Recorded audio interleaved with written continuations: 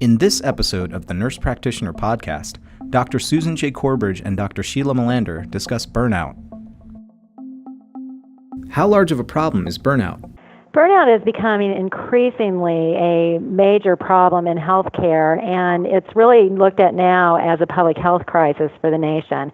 And we have little data in nurse practitioners in particular, but we do have data in physicians and nurses and critical care in particular, and have trouble with burnout. And individuals in critical care and also in emergency medicine really are at high risk for burnout. And as many as 78% of physicians have been symptoms of burnout, as well as up to 42% of critical care nurses. And in data in critical care nurses in particularly, up to 86% of them can have at least one of the symptoms of burnout. So in our advanced practice providers, we're just now starting to look at that. And there was actually an article December 2018, and it was a Journal of General Internal Medicine. And they actually did look at burnout among physicians, advanced practice clinicians, as well in primary care practices. But as Susan alluded to earlier, we're still trying to pull that data together for our hospital settings. But you can imagine they were able to show significant increases even in the outpatient setting. Acuity is grown and the complexity has just quadrupled over the past 6 to 8 years. And so we are trying to integrate into the educational processes ways to build resilience and ways to help our nurse practitioners as they are graduating. And we need to be employing those into the clinical setting as well. There are some facilities that are doing great jobs, but then we need to pull the rest of them up to help with resilience with our advanced practice providers deal with these burnout issues. How does provider burnout impact patient care? Well, we know that when providers are burned out, it is associated with lower quality of care and lower patient satisfaction, as well as increased number of medical errors, which, of course, is a major issue for health care and for patient quality of care in the country. We also know that burnout is associated with increased risk of health care associated infections, and also higher length of stay and mortality. Also, individually in providers, burnout is associated with alcohol abuse or substance abuse in general. I was just going to say, just building on what Dr. Corbridge said, on the more personal side, we can't ignore those. Those are the paramount things that Susan just described. But on that more personal side, we see emotional exhaustion. We see providers begin to depersonalize. We also see when they're questioned, they have a lower sense of accomplishment. So then when that is gone unchecked, then you can see how then we start losing providers to those areas, and the gaps that we have now even become greater gaps. I was just going to say the other thing, not only the individual provider, but it definitely wreaks havoc on family members as well, because the individual provider just, when they become burned out, it also can, you take that home to your family. And, you have somebody who's burned out, and it's very hard. You can't turn it off. You think when you leave your work there, but we don't. You get home and you can't turn that off. And did I do everything that I could have done that's in my toolboxes for that patient, for that family, for that team? How can I think out of the box with this particular scenario, with this particular diagnosis, with this particular trajectory of this disease? What else can I tap into? Because, we're taught never to give up on that patient. So you don't. How does burnout specifically impact nurse practitioners? Well, burnout, as we just talked about, definitely impacts the individual provider and can impact all aspects of your life. And in nurses in general, as well as physicians and other healthcare providers, we know that the numbers are continuing to increase. With that comes whole stress of everyday care, and again, especially in critical care, because those in acute and critical care are more likely to experience burnout. Even burnout in other providers, as other providers continue to turn over, that puts more of a toll on nurse practitioners in general. So, that continues to be a big issue that can extremely impact nurse practitioners and nurse practitioner practice. And Sheila, what are your thoughts about that? I totally agree. And we are utilizing nurse practitioners very differently in different areas across the country. So there are certain areas where nurse practitioners are utilized to the full scope of their practice. There are other pockets, and in January in the Nurse Practitioner Journal, they publish every January the states that have full scope of practice, the states that are limited with their scope of practice with the medical boards as well as the nursing boards. And then they list the states where you have to have collaborative agreements and there's a lot more stringent guidelines.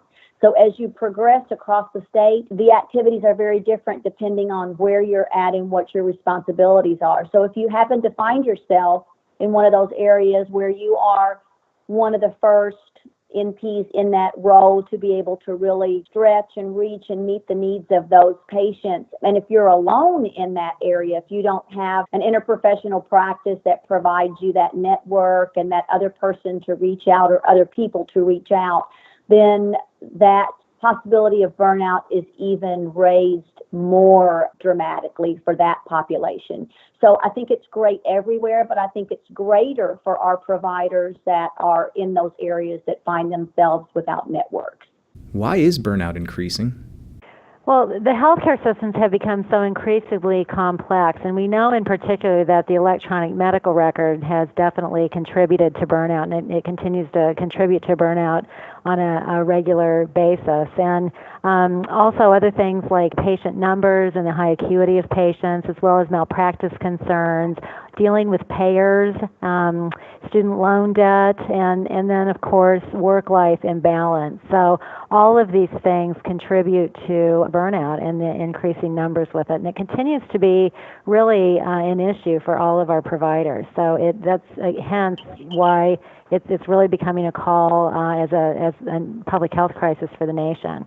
I agree with that, Susan. I don't think I really have much to add on that. The complexity and the patient acuity levels, and it has really dramatically changed. Susan and I both practice, and just within the time that I've been practicing as an acute care nurse practitioner, the time that I spend on the phone with insurance companies trying to get a stress test approved or trying to get a treatment modality or a medication improved takes up about 20% of my day now. So, and that was not the way that it was when I started practicing almost 15 years ago. So it has changed. Susan, are you finding that true in your practice? I do agree with that. And I think that the hardest thing for me in my clinical practice, it has been the electronic medical record and the time that it takes to do the documentation that you are required to do. And it really takes time away from that direct contact with patients. And that, especially for nurses, is incredibly stressful for nurses and nurse practitioners because we are very patient-centered, patient-focused. But because we have gotten so busy, really in order to, survive your day, you end up, when you're with a patient, you spend, unfortunately, a lot of time that you have to be in the medical record, and that's really hard and stressful. And at the end of the day, what happens is you end up having to go home and then do more charting and more work. And so It's work after work. And that's really a change in the last 20 years that I've been an NP that I've seen. It's been the biggest change. And again, really the hardest thing for me as a practicing nurse practitioner, and I know my colleague, we discuss it on a regular basis. And the literature supports that as well. And Sheila, do you find that with charting? Oh, it's crazy. Right now we are, and where I was before, we used one modality in one of the hospitals I was at, and we had a second EMR, a different type at another. So that happens too for those of us that have to go to more than one system to see patients. So, Susan, I was just going to validate where you had said the literature. Actually, in the upcoming Burnout article, In the academic medicine, one of the studies cited that the residents were spending less than 10% of a typical day shift interacting with patients and over 50% with the computers. So it's dramatic, as Dr. Corbridge was saying, that that's a huge time shift. And Susan actually is the one that found that article that cited that. So it just really makes the point, drives it home. What can be done to decrease burnout?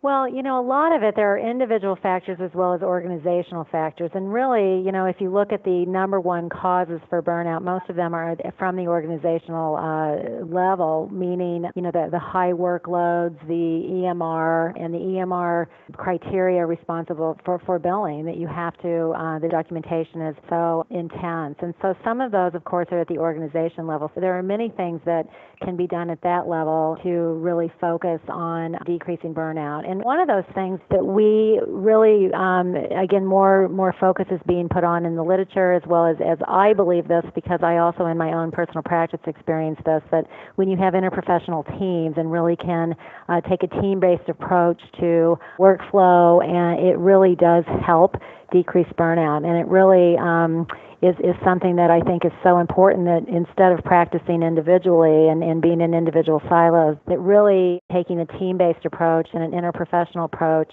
to practice is definitely needed. The other thing too, though, also on the individual side, it is important that we all learn to take care of ourselves. And sometimes people that go into healthcare, obviously we put the patient first and the patient needs to be first, but sometimes you end up spending so much time, trying to put everybody else first that your own needs go last. And that, of course, doesn't do well, because if you're not healthy, you can't take care of other people and you can't help other people. So I think really focusing and making sure that, you take your vacation time, and that you can say at the end of the day, I'm done. I'm going to do the best I can, but I'm not going to go home and then work for 5 more hours. Really to take a break, and to be supportive of your colleagues to do the same. I think that's been a big change, too, that we've all seen that's been helpful, that, our colleagues are now, we're all very focused on individual wellness and the wellness of our colleagues as well, because, again, we know we can't help others and we can't do the best we can for patients unless we're healthy and well first.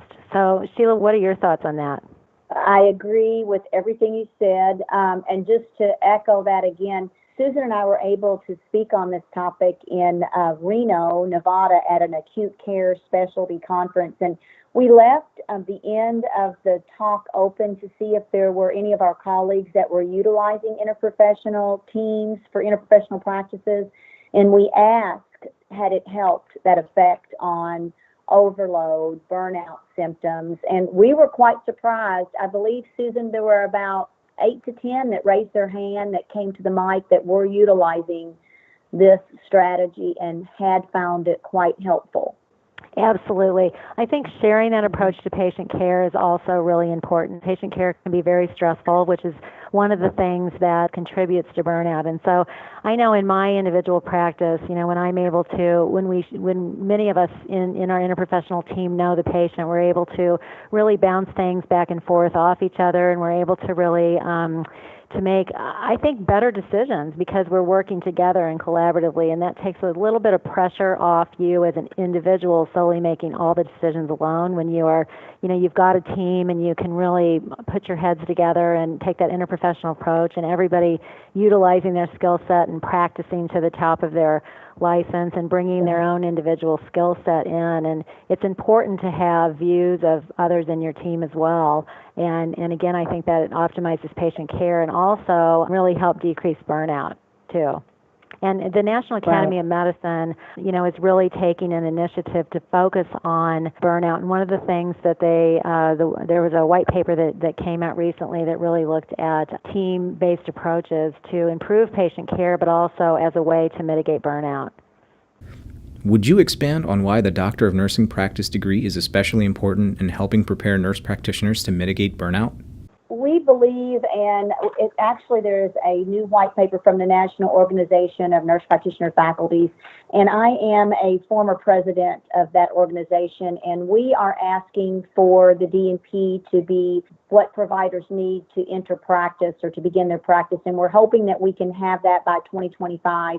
We've said this before, but this approach at this time We feel it's so necessary because of all the issues that we've talked about today on the podcast with the complexity, the acuity. This skill set that the DNP offers our advanced practice providers is necessary for them to be able to navigate the system and be able to have the successful patient outcomes as well as system outcomes. And that's what the DNP is all about.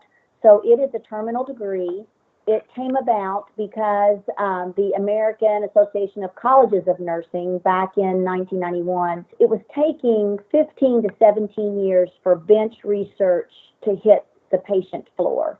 So you know how that is. We can't wait. When we've got a patient issue, we've got to get on it. We've got to attack it. And now with our everything being tied to our RVUs and your outcome, time is money.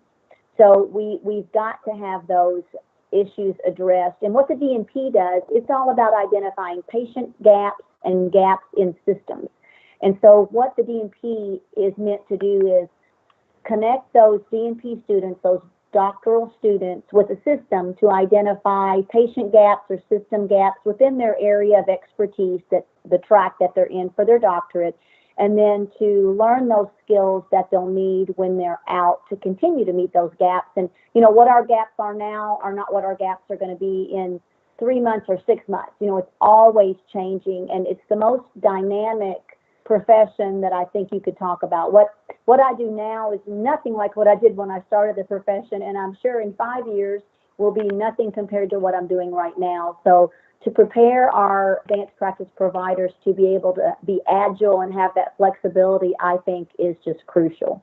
I definitely want to echo everything that you're saying, but also I want to add, as we've been talking about, interprofessional teams and really moving towards a team-based approach, we do know that teams can definitely have positive patient outcomes as well as being a way to mitigate burnout. And so the DNP degree really prepares nurse practitioners to be leaders of interprofessional teams and really to know how to lead interprofessional teams. And so I think it's definitely an area that nurse practitioners can, and not just nurse practitioners, but nurses with the DNP degree in general can really take the lead and to lead these interprofessional teams and be a way to really improve healthcare.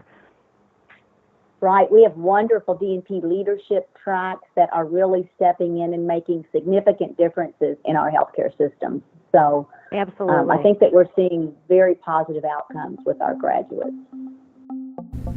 This podcast does not constitute medical advice and should not be taken as such, and does not replace professional judgment or advice.